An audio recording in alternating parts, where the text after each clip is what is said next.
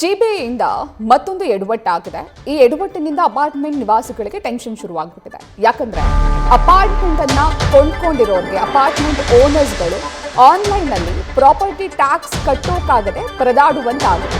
ಯಾಕಂದ್ರೆ ಆಸ್ತಿ ತೆರಿಗೆಯನ್ನ ಕಟ್ಟಬೇಕು ಅಂದ್ರೆ ಜಿಬಿಎಗೆ ಗ್ರೇಟರ್ ಬೆಂಗಳೂರು ಪ್ರಾಧಿಕಾರಕ್ಕೆ ಕಸದ ಲೆಕ್ಕವನ್ನ ಕೊಡ್ಬೇಕಂತೆ. ಕಸ ಸಂಗ್ರಹದ ಲೆಕ್ಕ ಕೊಟ್ಟಿಲ್ಲ ಅಂದ್ರೆ ಟ್ಯಾಕ್ಸ್ ಕಟ್ಟೋಕಾಗಲ್ವಂತೆ. ಹಾಗಾಗಿ ಟ್ಯಾಕ್ಸ್ ಕಟ್ಟೋಕಾಗದೆ ಅಪಾರ್ಟ್ಮೆಂಟ್ ನಿವಾಸಿಗಳು ಪರದಾಟವನ್ನ ಮಾಡುವಂತಹ ಪರಿಸ್ಥಿತಿ ಆಗಿದೆ. ಜಿಬಿಎ ಒಂದು ಹೊಸ ನಿರ್ಧಾರವನ್ನ ತೆಗೆದುಕೊಂಡಿದೆ.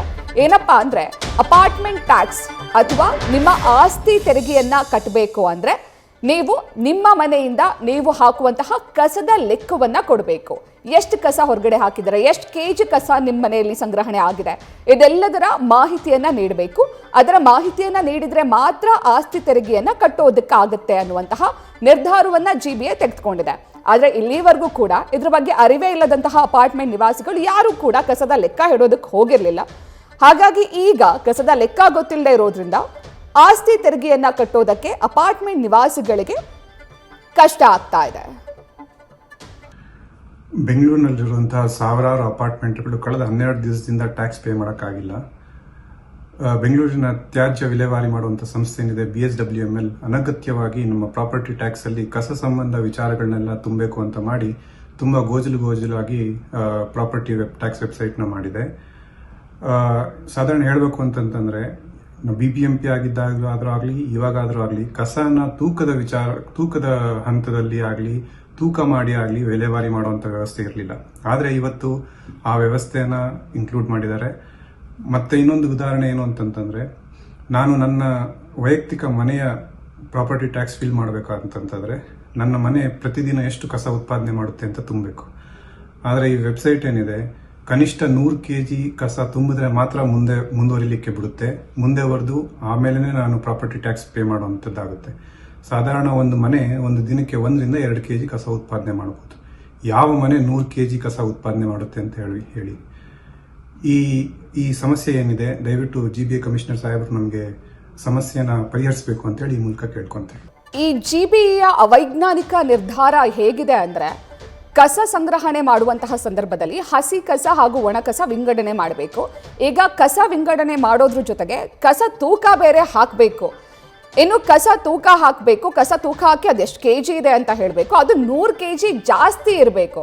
ಈ ಅಪಾರ್ಟ್ಮೆಂಟ್ ಟ್ಯಾಕ್ಸ್ ಕಟ್ಟೋದಕ್ಕೆ ದುಡ್ಡು ಕೂಡಿಡೋದಲ್ಲದೆ 100 kg ಕಸ ಬೇರೆ ಕೂಡಿಡುವಂತಹ ಪರಿಸ್ಥಿತಿ. ಯಾವ ಆಧಾರದ ಮೇಲೆ ಜಿಬಿಎ ನಿರ್ಧಾರವನ್ನ ತೆಗೆದುಕೊಂಡಿದೆ ಅನ್ನೋದನ್ನ ಜಿಬಿಎ ಮುಖ್ಯಸ್ಥರೇ ತಿಳಿಸಬೇಕು. ಈ ಬಗ್ಗೆ ಹೆಚ್ಚಿನ ಮಾಹಿತಿಯನ್ನ ನೀಡ್ತಾರೆ ನಮ್ಮ ಪ್ರತಿನಿಧಿ ಭರತ್. ಇಷ್ಟು ದಿನ ಹಸಿ ಕಸ ಒಣ ಕಸ ಸಪರೇಟ್ ಮಾಡಬೇಕು, ಅದನ್ನ ಹಾಕಬೇಕು ಅಂತ ಇತ್ತು. ಈಗ ಕಸದ ಲೆಕ್ಕ ಬೇರೆ ಕೊಡಬೇಕು ಅಂದ್ರೆ ಮನೇಲಿ ಕಸ ಹಾಕೋದ್ರ ಜೊತೆಗೆ ಕಸ ತೂಕ ಬೇರೆ ಮಾಡ್ಬಿಟ್ಟು ಹಾಕ್ಬೇಕಾ ಭರತ್? ಖಂಡಿತವಾಗಿಯೂ ಇದೇ ಪ್ರಶ್ನೆಯನ್ನ ಈಗ ಅಪಾರ್ಟ್ಮೆಂಟ್ ನಿವಾಸಿಗಳು ಕೂಡ ಕೇಳ್ತಾ ಇದ್ದಾರೆ ಪ್ರತೀಕ್ಷಾ. ಅಂತ ಹೇಳಿದ್ರೆ ಕಳೆದ ವರ್ಷದ ಒಂದು ಫಾರ್ಮೆಟ್ ಹೇಗಿತ್ತು ಅಂತಂದ್ರೆ, ಪ್ರಾಪರ್ಟಿ ಟ್ಯಾಕ್ಸ್ ಪೇ ಮಾಡುವಂತ ಸಂದರ್ಭದಲ್ಲಿ ಓವರ್ ಆಲ್ ಒಂದು ಅಪಾರ್ಟ್ಮೆಂಟ್ ನ ರೇಷಿಯೋ ಅಂದ್ರೆ ಒಂದು ಅಪಾರ್ಟ್ಮೆಂಟ್ ನಲ್ಲಿ ಒಟ್ಟಾರೆ ಕಸ ಎಷ್ಟು ವಿಂಗಡಣೆ ಮಾಡ್ತಾರೆ ಆ ಒಂದು ಲೆಕ್ಕಾಚಾರವನ್ನು ಅಷ್ಟೇ ಕೇಳ್ತಾ ಇದ್ರು. ಇದರಿಂದ ಯಾವುದೇ ರೀತಿಯಾಗಿ ಪ್ರಾಪರ್ಟಿ ಟ್ಯಾಕ್ಸ್ ಪೇ ಮಾಡುವಂತ ವಿಚಾರದಲ್ಲಿ ಸಮಸ್ಯೆ ಆಗ್ತಾ ಇರಲಿಲ್ಲ, ಗೊಂದಲವೂ ಆಗ್ತಾ ಇರಲಿಲ್ಲ.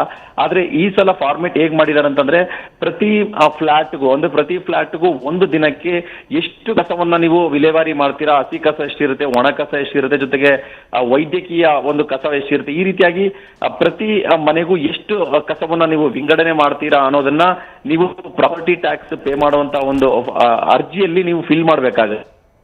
ಒಂದು ಅಡಚಣೆ ಆಗ್ತಾ ಇದೆ. ಒಂದು ಮನೆಯವರು ಒಂದು ದಿನಕ್ಕೆ ಎಕ್ಸಾಂಪಲ್ 4 kg ನಾವು ವಿಲೇವಾರಿ ಮಾಡ್ತಾ ಇದೀವಿ ಅಂತ ನಮೂದನೆ ಮಾಡಿದಂತ ಸಂದರ್ಭದಲ್ಲಿ ಪ್ರಾಪರ್ಟಿ ಟ್ಯಾಕ್ಸ್ ಪೇ ಮಾಡೋದಕ್ಕೂ ಕೂಡ, ಯಾಕಂತ ಹೇಳಿದ್ರೆ ಅಲ್ಲಿ ಕನಿಷ್ಠ ಅಂದ್ರೂ ಕೂಡ 100 kg ಒಂದು ಕಸದ ಲೆಕ್ಕಾಚಾರವನ್ನ ಕೊಡಬೇಕಾಗತ್ತೆ. 100 kg ಕೊಟ್ಟಂತ ಸಂದರ್ಭದಲ್ಲಿ ಮಾತ್ರ ಪ್ರಾಪರ್ಟಿ ಟ್ಯಾಕ್ಸ್ ಪಾವತಿ ಮಾಡೋ ಒಂದು ಅರ್ಜಿ ಮುಂದಿನ ಹಂತಕ್ಕೆ ಹೋಗ್ತಾ ಇದೆ. ಅಂದ್ರೆ ಒಂದು ಮನೆಯಲ್ಲಿ 100 kg ಹೇಗೆ ನಾವು ಕಸವನ್ನ ಉತ್ಪತ್ತಿ ಮಾಡೋದಕ್ಕೆ ಸಾಧ್ಯ ಅನ್ನೋ ಒಂದು ಪ್ರಶ್ನೆ ಈಗ ಅಪಾರ್ಟ್ಮೆಂಟ್ ನಿವಾಸಿಗಳು ಕೇಳ್ತಾ ಇದ್ದಾರೆ. ಅಂದ್ರೆ ಇಲ್ಲಿ ಜಿಬಿಎ ಕಡೆಯಿಂದ ಕೂಡ ಎಡವಟ್ಟಾಗಿದೆ. ಜೊತೆಗೆ ಘನತ್ಯಾಜ್ಯ ಕಸ ವಿಲೇವಾರಿ ಮಾಡುವಂತಹ ವಿಭಾಗದಿಂದಲೂ ಕೂಡ ಎಡವಟ್ಟಾಗಿದೆ. ಸೊ ಈ ಒಂದು ಎಡವಟ್ಟಿನಿಂದ ಈಗ ಅಪಾರ್ಟ್ಮೆಂಟ್ ನಿವಾಸಿಗಳು ಕಳೆದ 20 ದಿನದಿಂದಲೂ ಕೂಡ ಪ್ರಾಪರ್ಟಿ ಟ್ಯಾಕ್ಸ್ ನ ಪಾವತಿ ಮಾಡಬೇಕು ಅಂತ ಹೇಳಿ ಹರಸಾಹಸ ಪಡ್ತಾ ಇದ್ದಾರೆ. ಆದ್ರೆ ಆನ್ಲೈನ್ ಅಲ್ಲಿ ಯಾವುದೇ ರೀತಿಯಾದ ಒಂದು ಆಪ್ಷನ್ಸ್ ಸಿಗ್ತಾ ಇಲ್ಲ ಅವರಿಗೆ.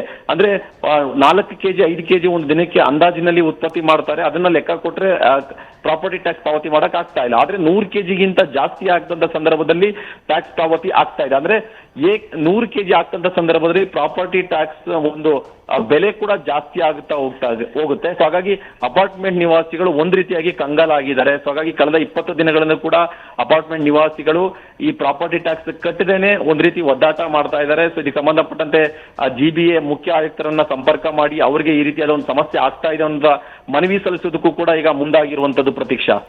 ಭರತ್, ಈಗ ಕೆಲವೊಂದು ಮನೆಯಲ್ಲಿ ಇಬ್ರು ವಾಸ ಮಾಡ್ತಿರ್ತಾರೆ ಅಥವಾ 3 ಜನ ವಾಸ ಮಾಡ್ತಿರ್ತಾರೆ, ಅವ್ರ ಮನೇಲಿ ಹೆಚ್ಚು ಕಸ ಸಂಗ್ರಹಣೆ ಆಗಲ್ಲ. ಈಗ GBA ಹೇಳ್ತಿರೋ ಪ್ರಕಾರ 100 ಕೆಜಿ ಇರಲೇಬೇಕು ಅಂತ. ಈಗ 100 ಕೆಜಿ ಕಸ ಸಂಗ್ರಹಣೆ ಆಗ್ಲಿಲ್ಲ ಅಂದ್ರೆ ಪ್ರಾಪರ್ಟಿ ಟ್ಯಾಕ್ಸ್ ಕಟ್ಟಕ್ಕಾಗಲ್ಲ. ಮತ್ತೆ ಪ್ರಾಪರ್ಟಿ ಟ್ಯಾಕ್ಸ್ ಕಟ್ಟಿಲ್ಲ ಅಂತ ಎಕ್ಸ್ಟ್ರಾ ಪೆನಾಲ್ಟಿ ಹಾಕ್ತಾರೆ, ಫೈನ್ ಹಾಕ್ತಾರೆ.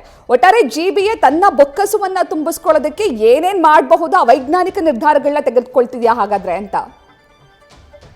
ಅಂದ್ರೆ ಮೇಲ್ನೋಟಕ್ಕೆ ಇದು ಅವೈಜ್ಞಾನಿಕವಾಗಿ ಅಂದ್ರೆ ಒಂದು ದುಡ್ಡು ಮಾಡೋ ಒಂದು ಆದಾಯದ ಮೂಲವನ್ನು ಹೆಚ್ಚಿಸಿಕೊಳ್ಳೋದಕ್ಕೆ ಈ ರೀತಿಯಾದ ಒಂದು ಎಡವಟ್ಟುಗಳನ್ನ ಮಾಡ್ತಾ ಇರೋದು ಮೇಲ್ನೋಟಕ್ಕೆ ಎಲ್ಲ ಒಂದ್ ಕಡೆ ಅನುಮಾನವನ್ನ ಮೂಡಿಸ್ತಾ ಇರುವಂತದ್ದು. ಸದ್ಯ ಇದು ಅಪಾರ್ಟ್ಮೆಂಟ್ ನಲ್ಲಿ ವಾಸ ಮಾಡ್ತಾ ಇರುವಂತಹ ನಿವಾಸಿಗಳಿಗೆ ಮಾತ್ರ ಈ ಸಮಸ್ಯೆ ಆಗ್ತಾ ಇದೆ.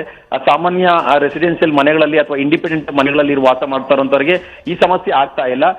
ಓನ್ಲಿ ಅಪಾರ್ಟ್ಮೆಂಟ್ ನಿವಾಸಿಗಳಂದ್ರೆ ಅಪಾರ್ಟ್ಮೆಂಟ್ ಅಲ್ಲಿ ವಾಸ ಮಾಡ್ತಿರುವಂತಹ ಫ್ಲಾಟ್ ಅಲ್ಲಿ ವಾಸ ಮಾಡ್ತಾ ಇರುವಂತ ಅವ್ರಿಗೆ ಮಾತ್ರ ಈ ಸಮಸ್ಯೆ ಆಗ್ತಾ ಇರುವಂತದ್ದು. ಅಂದ್ರೆ ಎಲ್ಲೋ ಒಂದು ಕಡೆ 100 ಕೆಜಿ ಉದ್ದೇಶಿತವಾಗಿ ನೀವು ಮೆನ್ಷನ್ ಮಾಡಬೇಕು, ಅದಕ್ಕೆ ನೀವು ಚಾರ್ಜಸ್ ಪೇ ಮಾಡಲೇಬೇಕು ಅನ್ನೋ ನಿಟ್ಟಿನಲ್ಲಿ ಅವರಿಂದ ದುಡ್ಡನ್ನ ವಸೂಲಿ ಮಾಡುವಂತಹ ಒಂದು ತಂತ್ರಕ್ಕೆ ಏನಾದ್ರೂ GBA ಮುಂದಾಗಿದೆ ಅನ್ನೋ ಒಂದು ಪ್ರಶ್ನೆ ಕೂಡ ಈಗ ಉದ್ಭವ ಆಗ್ತಾ ಇದೆ. ಅಂದ್ರೆ ಯಾವ ಫ್ಲಾಟ್ ನಲ್ಲೂ ಕೂಡ ಒಂದು ದಿನಕ್ಕೆ 100 ಕೆಜಿ ಯಾವುದೇ ಕಾರಣಕ್ಕೂ ಕೂಡ ಕಸ ಉತ್ಪತ್ತಿ ಆಗೋದಿಲ್ಲ. ಅಂದ್ರೆ ಅಂದಾಜು 3 ರಿಂದ 4 ಕೆಜಿ ಅಷ್ಟೇ. ಅಂದ್ರೆ ಬೆಳಗ್ಗೆ ಮಧ್ಯಾಹ್ನ ಸಂಜೆ ಸಮಯದಲ್ಲೂ ಕೂಡ ಅಂದಾಜು 3 ರಿಂದ 4 ಕೆಜಿ ಅಷ್ಟೇ ಅವರು ಕಸವನ್ನ ಉತ್ಪತ್ತಿ ಮಾಡ್ತಾರೆ. ಆದ್ರೆ 100 ಕೆಜಿ ಕನಿಷ್ಠ ಅಂದ್ರೆ ನೀವು 100 ಕೆಜಿನ ಯಾಕೆ ಫಿಲ್ ಮಾಡಬೇಕು ಅನ್ನೋದನ್ನ ಈಗ ಪ್ರಶ್ನೆಯನ್ನ ಈಗ ಫ್ಲಾಟ್ ನಿವಾಸಿಗಳು ಕೂಡ ಕೇಳ್ತಾ ಇರೋದಾದ್ರು.